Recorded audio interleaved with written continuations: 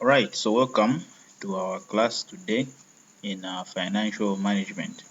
So in our previous classes, we had already first looked at financial management. We had already defined what we mean by financial management, which simply is the appropriate allocation and spending of the financial resources of an organization so that you can be able to meet and achieve its intended objectives. Now, in our previous class, we looked at the guiding principles that help us achieve financial management in any given organization. And the first thing we looked at, okay, so the first thing we looked at was consistency. Okay, and if we can just do a quick recap under consistency, so it is very important to use financial policies and procedures for efficient operation. Meaning, we are not supposed to use shortcuts. We should maintain our integrity and we should maintain our stand on ensuring that all the necessary financial policies and financial procedures are being implemented or are being observed and used. Okay, with regards to how money is being spent and how money or financial resources are being allocated. No shortcuts. If it means whenever you're trying to procure something, there should be a receipt. Then ensure that for each and every resource or product that is purchased by the organization or by anyone from the organization using the organization's money should be able to have a receipt, and that receipt should be recorded in the book of accounts. Okay, so that's just among the financial policies that should be put in place to ensure that everything is being recorded. Uh, in the end, if you're able to employ such financial policies and ensure that they are being strictly followed, it will help you to have a better view of how money is being spent and how you can be able to make some adjustments or how you can be able to plan for further financial allocation. Then the other principle that we looked at was simply the principle of transparency. So when it comes to money, money is a very sensitive topic, or let me say financial resources are a very sensitive topic of discussion. Okay, so it is very important that as you are operating as an organization, you are transparent or open. Okay, you are open about how you are allocating your given financial resources. Remember, as an organization, you have got shareholders and also stakeholders. So stakeholders, these are people that are benefiting, okay, or are being affected by the operation of your given organization. Let's say, for example, you are running a non-government organization, which is a charity organization. And then in this organization, it has got donors that are pumping in money so as to be able to help out, maybe let's say with the vulnerable within the community or society.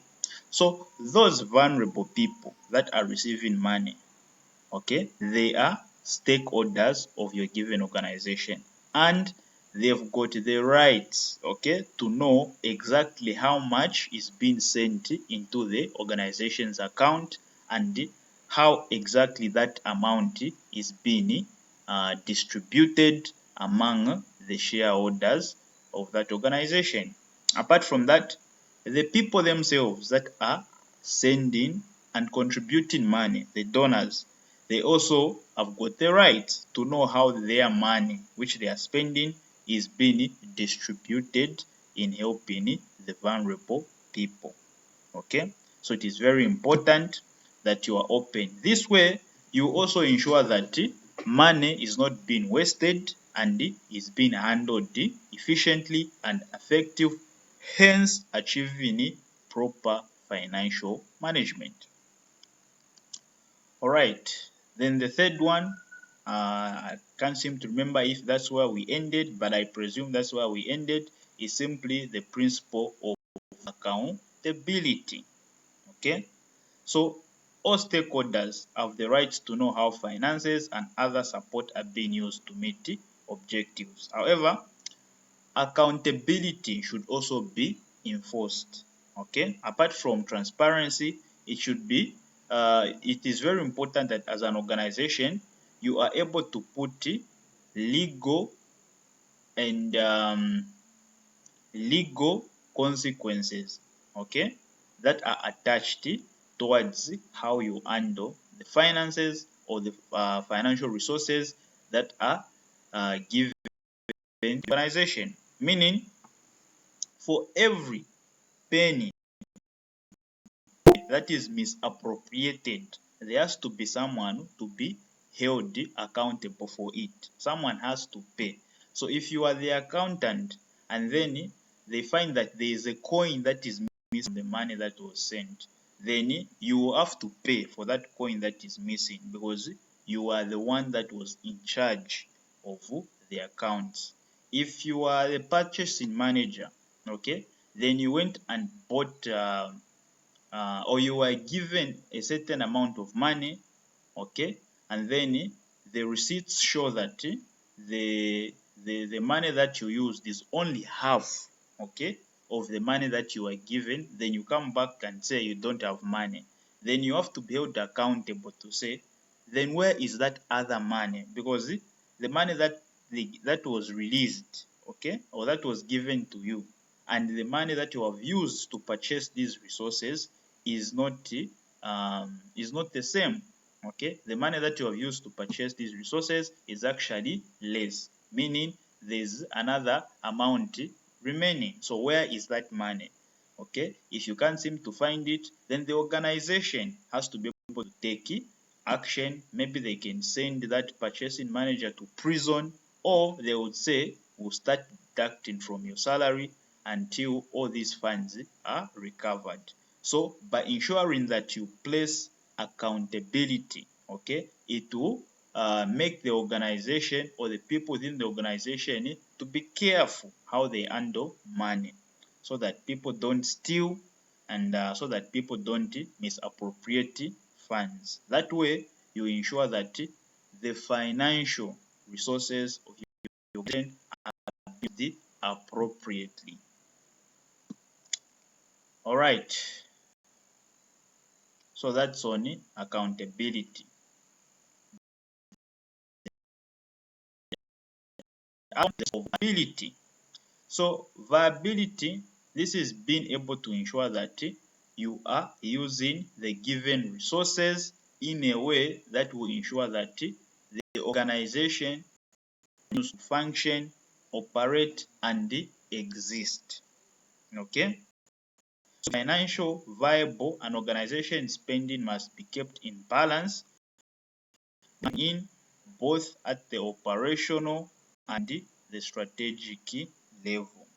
Viability is a measure of organization used to determine their financial continuity and scrutiny. So, like we had said, first of all, if you're able to employ transparency, okay, it will give confidence to your sponsors or your donors, because they know to say, okay, these people that were giving money, they are actually allocating and distributing this money appropriately and for the right causes and for the objectives that the organization stands for. Okay, therefore it will build that confidence. Apart from that, it will also build confidence for other people that would like to contribute or invest in your given organization or project that you want to implement. Therefore, to be financially viable, you must ensure that the money that is being allocated to the organization is being kept in check. Okay, it is being used in such a manner that you are not overusing the money.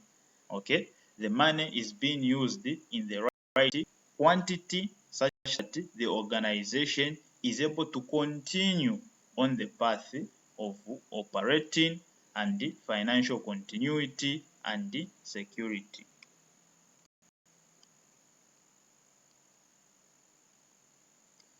Alright, then the other one among the principles guiding financial management is the principle of stewardship.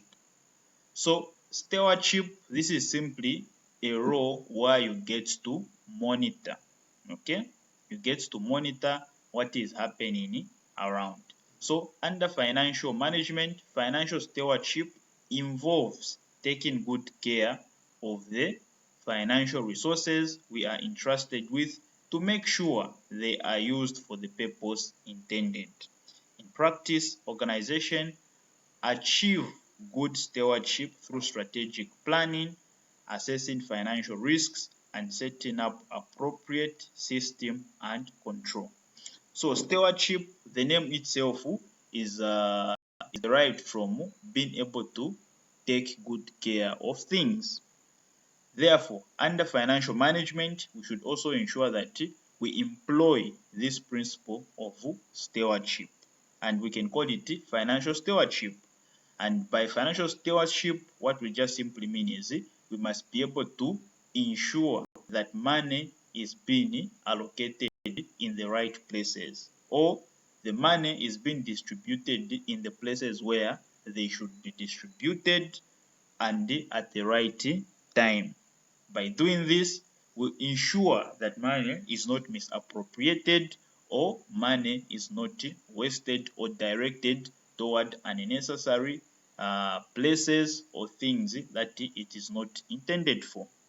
In order to be able to achieve financial stewardship, organization must ensure that it is able to come up with strategic plans, assess financial risks, and setting up appropriate system and control. So by being able to weigh the financial risks of each event or task that you want to allocate funds, it will help you know whether you should allocate funds to that task or not. Or also help you know how much you must be able to allocate funds in case maybe those funds are being get lost because of how risky that that event or activity is. Okay, so that is on financial stewardship. Then another important principle is simply the principle of integrity. So the integrity of an organization, financial records and reports are dependent on accuracy and completeness of its financial records. So to ensure that as an organization you maintain integrity in how you handle your finances, it is very vital and important that every single transaction or financial transaction that is being undertaken by organization has been recorded, and not only recorded but has been recorded accurately. For you, for example, to be able to hold someone accountable, you must have accurate figures to indicate, to say, okay, this person bought these resources at this price, and based on the money that we send him this amount of money. So if we try to do the math, we subtract, there is a deficit or there is a balance remaining. Okay, so in order for us to do that, we should ensure that we have accurate and complete records of all the financial records, and by doing so, then we ensure the integrity of an organization in handling its financial resources. Then the other principle is simply the principle of accounting standards. Now, in accounts or the profession of accounts, there are certain standards that are used world over. So these standards help to ensure proper financial management in any given organization.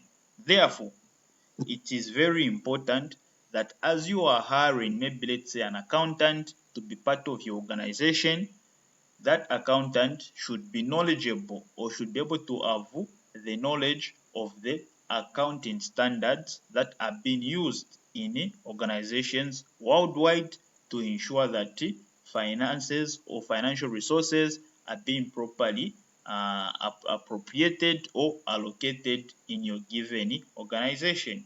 It will ensure integrity, it will avoid misappropriation or misallocation of resources, and then it will also ensure that your finances are being allocated to the right places where they are being intended for. All right, so that is on the principles of management, or the principles that guide financial management. Now, apart from principles guiding financial management, we should also note that financial management has got blocks upon which it stands. So there are about 4 building blocks of financial management, and these building blocks include the accounting records, financial planning, financial monitoring, and also internal control. The whole purpose of these building blocks is to ensure that we have control over our financial resources as an organization, okay? So that funds are not just being spent anyhow, and we don't have any authority to stop or to direct how those funds are being spent or used. So among the 4 blocks upon which financial management is built, we have the first one, which is accounting records. So accounting records are very vital towards financial management or financial control. Why? Because it is the records that give us the information of how much we have in our account or as an organization. 2, it gives us information on how we have spent that money. So far so good. And by giving us that information, we will know whether we have spent the money rightly or and appropriately or not. It will help us also know how we are spending money, and if how we are spending money is okay or not. It will help us to know how we can be able to come up with the right policies or make proper adjustments towards the way we are spending or allocating our financial resources as an organization. Therefore, this is one of the blocks upon which financial management is built. So every organization must keep an accurate accounting records of its financial transaction, show how funds have been used. Accounting records also provide valuable information about how organization is being managed and whether it is achieving its objective. So it also shows us whether indeed the money that we are spending is going towards the objectives that we have planned, and if these objectives are actually being fulfilled. So that's one of the building blocks, and it's very important for any financial management of any organization. The second block upon which financial management is built is simply the block of financial planning. Now, before we can start planning, first of all, we need to have some form of records of what is available and what is not available. And to do that, we first have to have a financial record. So from here alone, we can be able to see another importance of having financial records. Okay, so if we don't have financial records, it will be hard for us to even begin to plan. Okay, so before we can make a financial plan, we first have to refer to the financial records and be able to see what exactly that it is that we have and what exactly it is that we don't have, what we need. Then from there, we can be able to come up with a financial plan. So it is linked to the organization's strategic and operational plan. The budget is the cornerstone of any financial management system, and it plays an important role in monitoring the use of funds.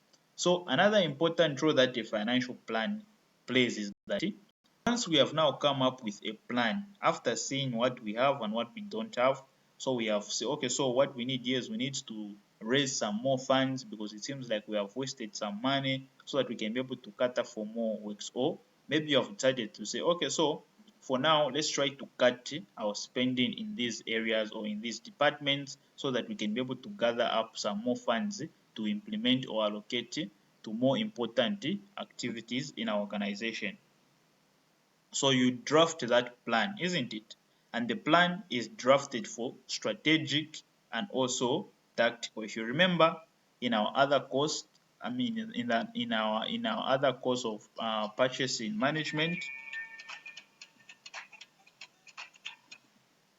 in our other course of purchase management, we talked about the different strategic and tactical plans that we, or there's different types of purchases. We have got tactical and also strategic. Then we said under tactical, we are looking at the day-to-day operations or the continued operations or flow of operations of a given organization. Then under strategic purchases, we said we are looking at the broad or broader purchases. This is where we get to purchase goods or commodities in bulk. Okay, so as we are making a plan, we have to also make a financial plan that is able to cater for the operational or tactical processes and then also the strategic processes or purchases.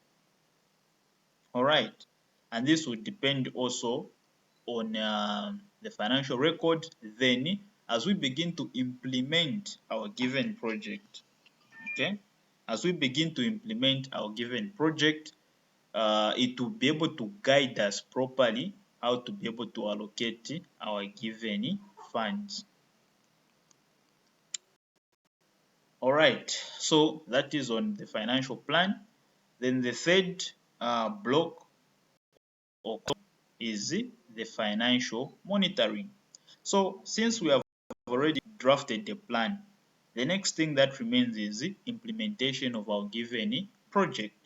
And then as we begin to implement our project, we'll be able to use the plan to compare if at all the implementation is going according to plan.